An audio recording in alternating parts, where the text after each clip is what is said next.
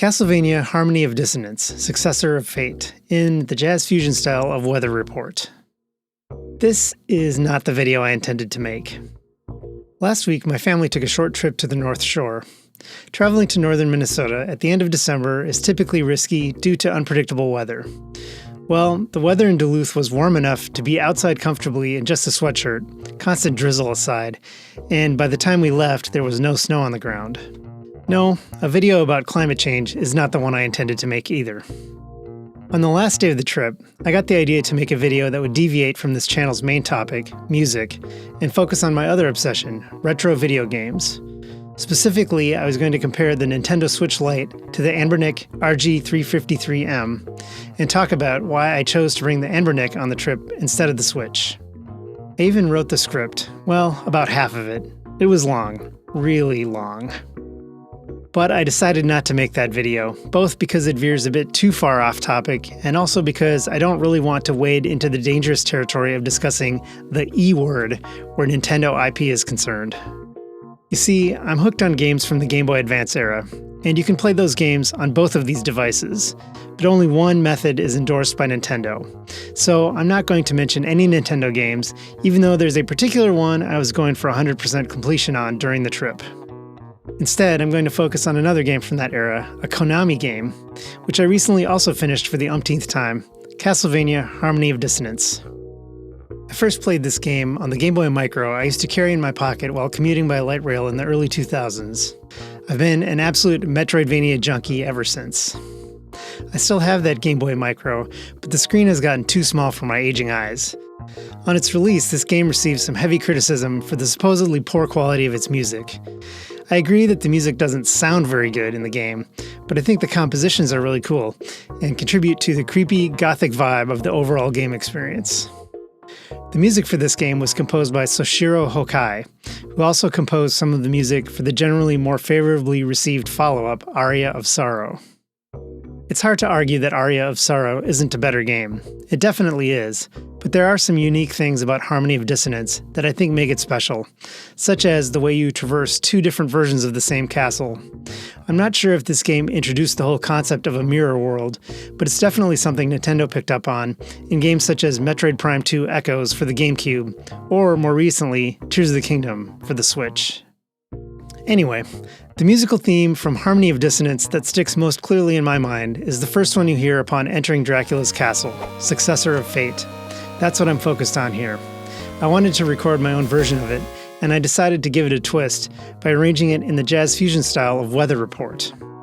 In putting together my arrangement, I used a couple of existing transcriptions/arrangements I found on MuseScore, one by The Wandering Knight and the other by Cameron Kadima. Those are linked below. Time for the music theory hat. My first objective in looking at these arrangements was to work out the chord progression and the overall structure of the song.